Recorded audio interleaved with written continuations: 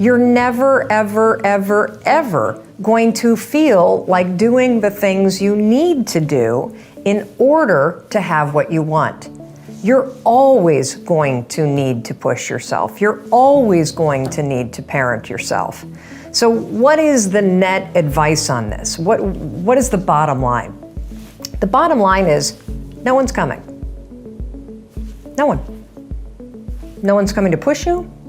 No one's coming to tell you to turn the TV off. No one's coming to tell you to get out the door and exercise. Nobody's coming to tell you to apply for that job that you've always dreamt about. Nobody's coming to write the business plan for you. It's up to you. And because you're only ever going to do the things that you feel like doing right now or that feel good right now, unless you understand that you've got to parent yourself, you got to push yourself, you're not going to make your dreams come true. You're just not. We're not wired that way. You weren't born that way, you weren't that way when you were growing up, and you're certainly not that way as an adult. And there's a tremendous amount of liberation that comes when you accept the fact that you're always going to need to give yourself a push. I've always wanted a six-pack and I don't have it. And I don't know, and I've never had it. And when I finally stopped complaining about it when I got honest about what it was going to require. Oh, I'm dead serious. Dead serious about this. At at 49, with my affinity for alcohol and my love of carbs and my distaste for exercise, I have a small problem on my hands if I want a six-pack. So if you were to go forward, right, and think, okay, well, if a year from now I had a six-pack, what would my day-to-day life look like? Ooh. And you can get very clear that you're not committed to that. And then you can stop beating yourself up for the shit you never intend on doing. What I realized is I can spend 4 minutes a day in a hotel room or in my bedroom doing planks, and my arms look great, and everybody else will think the rest of my body's in shape. And we're good. We're good. Yes. It worked like a charm. So you might want to get honest with yourself. Like, instead of doing this I want to be a millionaire, I want to do this. Do you really? Because you can make it happen. You actually can. Look at all the idiots that are making money. You can make money. But you're gonna have to roll the clock forward just a year and say, okay, if I'm able to put $1,000 a month against my debt, I'm able to make X amount of dollars a month, I'm able to put X amount of dollars in savings. What do I need to be doing a year from now to make that happen? And what are those habits that are there a year from now that I don't have right now? And then roll yourself back to this moment, just like I explained with exercise. Do I actually not want to have a Manhattan tonight? Nope. Did I want to go to the gym today? Nope. Am I willing to not eat what I ate for breakfast? Nope. Am I willing? I did my 4 minutes. My arms are looking really good. But so bring it back, and then you will have the formula for pivoting at any moment. You time travel forward a year. You investigate the patterns that you have that are giving you the result that you want, and then you back your ass up to right here, right now. And you decide, am I willing to do this now? If I'm willing, then 5, 4, 3, 2, 1 through all the excuses that are going to be there when you're trying to override your operating system. That's how you do it. Or you have the reality check like I had, which is, oh shit, I just like to bitch. I don't intend on changing, so why don't we get this off the plate? And let's focus on the things that I am actually committed to. In the TED Talk, I cited this statistic that I had read years ago, and that is that a scientist had calculated the odds of you and me being born.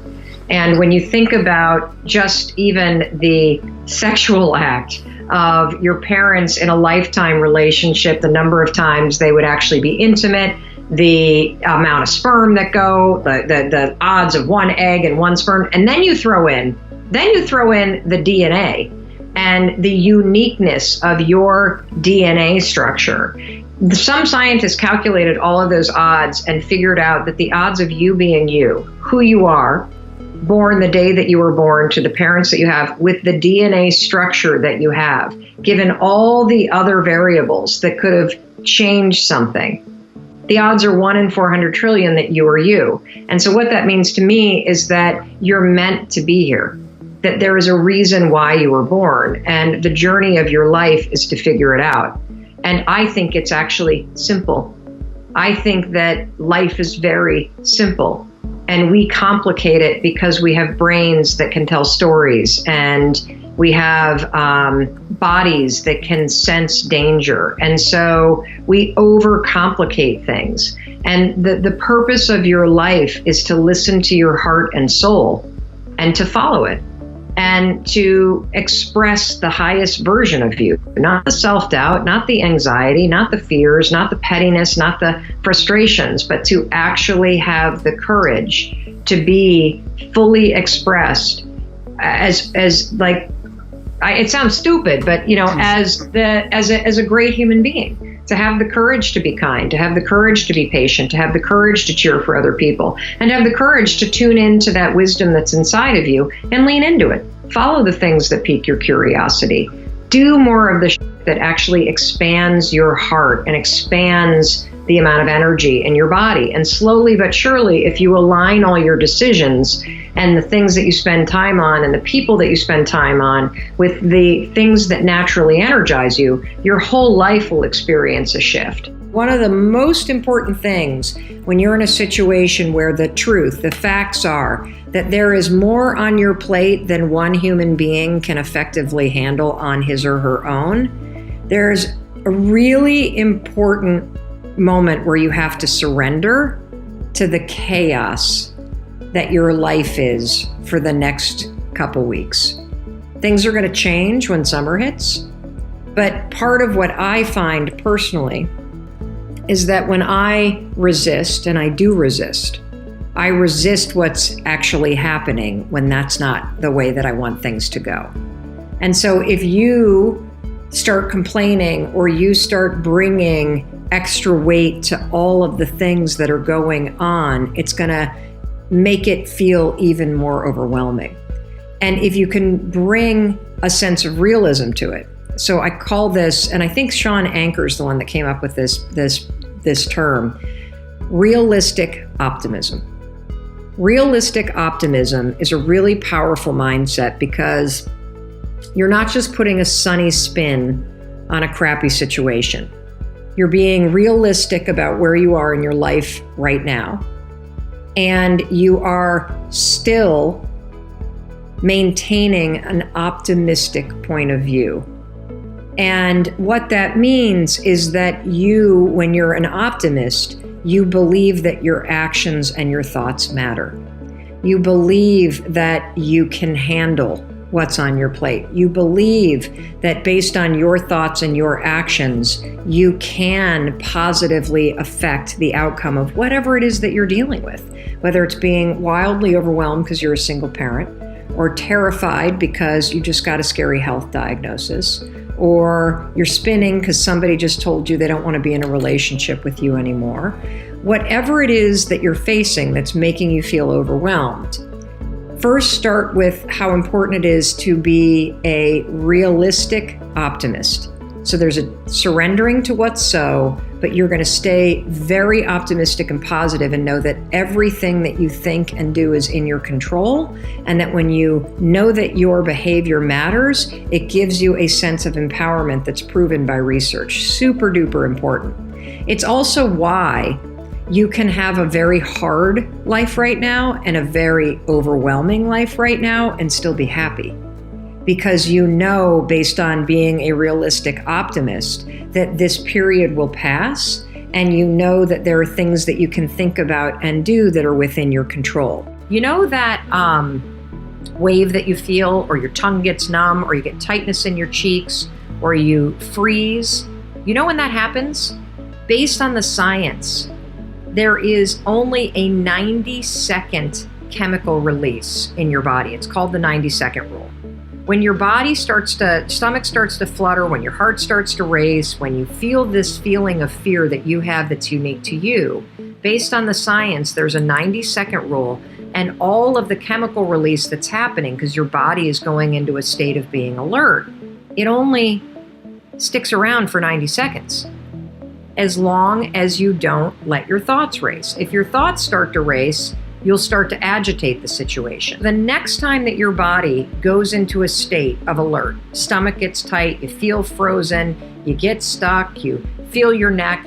When the body starts to do that, number one, just remember, it means your body is getting ready to be alert and pay attention. And it does not mean you're going to lose control. It does not mean you're in danger. It does not mean to stop or to shut up. I want you to take a deep breath. Count to 5, 5, 4, 3, 2, 1. That's it. And realize that the hormones that just got released because you're about to do something, they only last 90 seconds. That's it. You can breathe slowly. You can count to 90. You can get up and walk around. You can do 90 seconds of jumping jacks. You can meditate for 90 seconds. You can ground your feet in your chair and wiggle a minute so that you feel your body in your chair. And take deep breaths.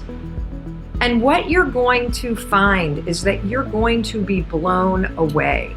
You're going to be blown away because what you're going to see is that in 90 seconds flat, you can go from being somebody who has an upset stomach and who would normally not go talk to your boss, who would normally not walk into that gym, who would normally not make that call.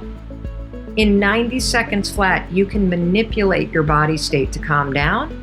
And you will notice that your thoughts do not race.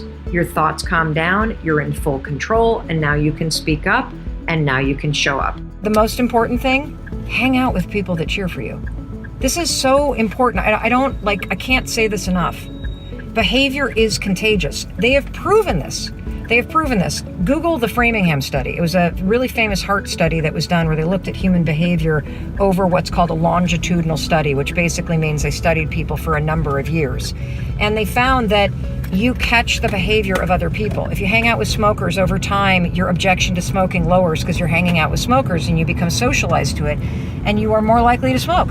If you hang out with happier people, if you hang out with people that are more successful than you, if you hang out with people that run all the time, guess what happens? You become socialized to those positive behaviors. The fastest way to make a behavior change is to hang out with people that are positive, that are cheering for you, that are up to cool stuff, that are so busy and engaged in their life, they don't have time for passive aggressive bullshit because they're busy building something and being appreciative. And that's who you should hang out with. Here's your new definition of passion. Passion is simply energy. That's all that it is, okay? Passion is what you feel when you are energized and excited about what you're doing, okay? I want you to think about that for a minute. I want you to think about a moment in time when you felt incredibly passionate about something, okay? And why don't you in the comments tell me where are you watching from, and tell me about a moment in time when you felt incredibly passionate about what you were doing, about where you were, about the people that you were with. Describe that moment for me, because when you start to really investigate passion as energy, this is what you're going to discover. Those moments when you were super passionate, like I'm sure my kids would write down when they're doing community theater with all their friends.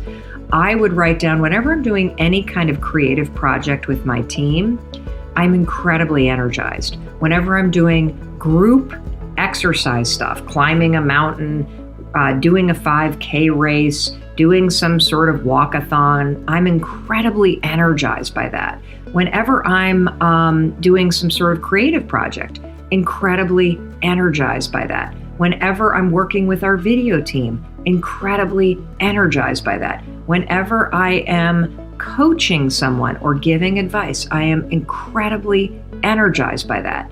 And so what I want you to understand is that if you look back on your life, you have had moments where you have felt passion. Now, I'm being very deliberate in how I'm talking this morning on Coffee Talk because Passion is a huge topic for so many of you. And you've been so focused on trying to figure out what job is going to make me passionate. What job is my passion? What is my purpose on the earth? I'm going to tell you what your purpose on earth is right now. Your purpose on earth is to figure out how to align your life so that you feel more energized and excited by it. That's it. And it begins with you following the energy and following your natural enthusiasm. You're not going to think your way to passion. You can't think your way to finding something that you feel in your heart. It doesn't work that way. You got to feel your way into it. It's inside of you. Do you understand? There's no passion out there somewhere. The passion is in here. And so what you have to do first is you've got to stop thinking that you're going to find it somewhere. And you've got to realize that passion is about unlocking something that's already in you. Today, for the next 24 hours, I want you to assume that everybody else around you has the best intentions. The person that cuts you off in traffic, the friend that's not texting you back, the customer that writes an email that has a snarky tone, whatever it may be. The fact that you may be riled that you posted something on Facebook and one of your best friends didn't tag you in it or didn't like it. I mean, we get hung up around the stupidest stuff. But today I want you to assume the best intentions. You know, this recently happened to me where I really had to put this to use. I had a situation at work where I had a conference call and it was related to a speech, and it was one of these kind of kickoff calls where a bunch of people on the client side are going to be there and we're going to talk about the event and I'm going to talk about the speech. And during the conversation, this conference call, I said something that I didn't mean to say. I was totally responsible. I basically said, what day am I speaking? Now, I knew the date that I was speaking. What I didn't know is in the flow of the event, was I the opener? Was I the closer? Was I the person that's supposed to be the defibrillator after a big lunch? Like, what role am I playing? That's a really important thing to understand if you're giving a speech, because it helps you customize what you're going to do. Well, the client misunderstood me because I wasn't precise, and they were annoyed because they thought, holy cow, we've hired this person, we've sent her all kinds of information, she doesn't even know what day she's speaking. So the client gets upset, they complain to the event planner. The event planner then writes me one of these emails that's like this long. The planner was really upset because I had made the planner look bad in front of the client. Now, fully my responsibility, completely unintentional, and also based on a gigantic misunderstanding. So what did I do? Well, I did exactly what you should do when you screw up. I took total responsibility. I apologized. I went overboard and cleaned the mess up. I wrote a long email. I actually left voicemail messages. When we had to deliver a bunch of things, I went overboard in being great about it. And you know what I got from the planner that was really upset with me? Nothing. I didn't get an email back. I didn't get a phone call back, even though I had requested one.